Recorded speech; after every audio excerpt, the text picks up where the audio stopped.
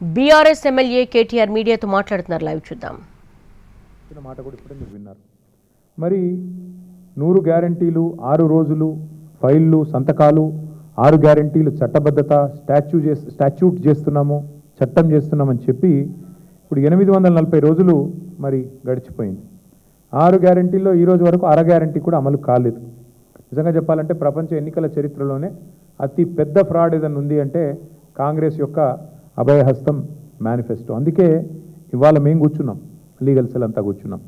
మా సీనియర్ నాయకులు, న్యాయ నిపుణులు, మాజీ అడ్వకేట్ జనరల్ గారితో కూర్చొని ఇవాళ మేము ఒక బిల్లు, ప్రైవేట్ మెంబర్ బిల్లుని తయారు చేశాం.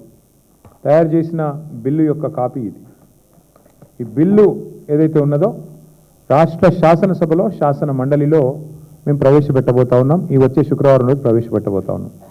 6 గ్యారంటీలకు చట్టబద్ధత కల్పిస్తూ, 6 గ్యారంటీలకు చట్టబద్ధత కల్పిస్తూ మరి వెంటనే దీన్ని ఆమోదించాలని కోరుతూ ఈ బిల్లును మేము ఇంట్రడ్యూస్ చేయబోతా ఉన్నాం.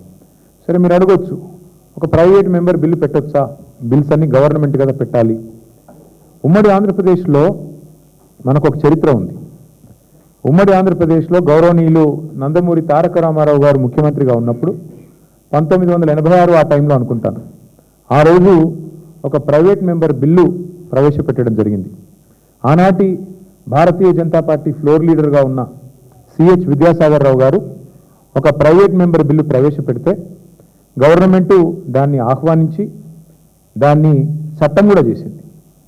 ఇప్పుడు నో కాస్ట్ కాఫ్ సిరప్ తో 60 రూపాయల విలువ గల ఇన్హేలర్ పూర్తిగా ఉచితం. దెబ్బకి దగ్గు, జలుబు మాయం. అంటే ఈ రాష్ట్రంలో ప్రెసిడెంట్ ఉంది, ఉదాహరణ ఉంది. ఇదివరకు జరిగిన ఉదంతం మన కళ్ళ ముంగటనే ఉంది. అంటే గవర్నమెంట్కు సంస్కారం ఉంటే, గవర్నమెంట్కు చిత్తశుద్ధి ఉంటే, ప్రజల పట్ల ప్రేమ ఉంటే ఎవరు బిల్లు ప్రవేశపెడితే ఏమి మద్దతు ఇవ్వడానికి. అందుకే మేము రాష్ట్ర ప్రజల తరపున ప్రభుత్వాన్ని కోరుతా ఉన్నాం. మీరు సంతకం పెట్టిన ఫైలు మరి ఇప్పటివరకు దొరకట్లేదు. తప్పకుండా దాన్ని కూడా వెతుకుతాం, పట్టుకుంటాం. కానీ ఈ లోపల మీకు ఇబ్బందిగా ఉంది కాబట్టి, మీరు పెట్టలేకపోతున్నారు కాబట్టి మేము బిల్లు తయారు చేసుకొని వచ్చినాం. మరి ఆ బిల్లును దయచేసి ప్రవేశపెట్టే విధంగా సహకరించాలని గౌరవ స్పీకర్ గారిని కలుస్తాం, చైర్మన్ గారిని కలుస్తాం, మెంబర్లందరికీ బిల్లు కాపీస్ ఇస్తాం. ఇచ్చి ఈ బిల్లుకు మద్దతు ఇవ్వాలని చెప్పి కూడా మా లాబింగ్ కూడా మేము చేస్తాం. ఎందుకంటే అల్టిమేట్గా ఈ చట్టం చేయడానికి నాకు తెలిసినంత వరకు మరి ఎవరికి ఇబ్బంది ఉండకూడదు.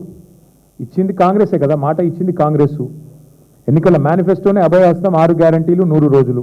కాబట్టి కాంగ్రెస్కి అభ్యంతరం ఉండడానికి అవకాశం లేదు. ప్రధాన ప్రతిపక్షం మేము, మరి అటు అధికార పక్షము ప్రధాన ప్రతిపక్షం కలిసిన తర్వాత మేమే బిల్లు పెడుతున్న తర్వాత పాస్ కాకపోయే సమస్య లేదు. అటు శాసనసభలో కానీ అటు కౌన్సిల్లో కానీ.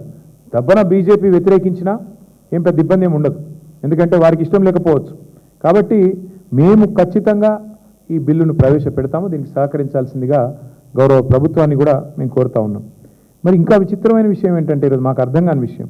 సరే, మేమేమో ఇప్పటిదాకా కూర్చొని ఆలోచన చేస్తూ ఉన్నాం, ఎట్లా మరి ఈ బిల్లును ముందుకు తీసుకొని పోవాలి, ఎట్లా దీనికి మద్దతు వచ్చే విధంగా మద్దతు కూడగట్టాలి అనే ప్రయత్నం మేము చేస్తూ ఉన్నాం. మాకు అర్థం కాని విషయం ఏంటంటే ఇంత పెద్ద రాష్ట్ర ప్రభుత్వాన్ని నడిపే పెద్దలు ఎంత గంభీరంగా ఉండాలండి. ఒక ఫైల్ సంతకం పెడితే ముఖ్యమంత్రి గారు ఆ ఫైల్ దొరకకుండా పోయే ఆస్కారం ఉంటుందా?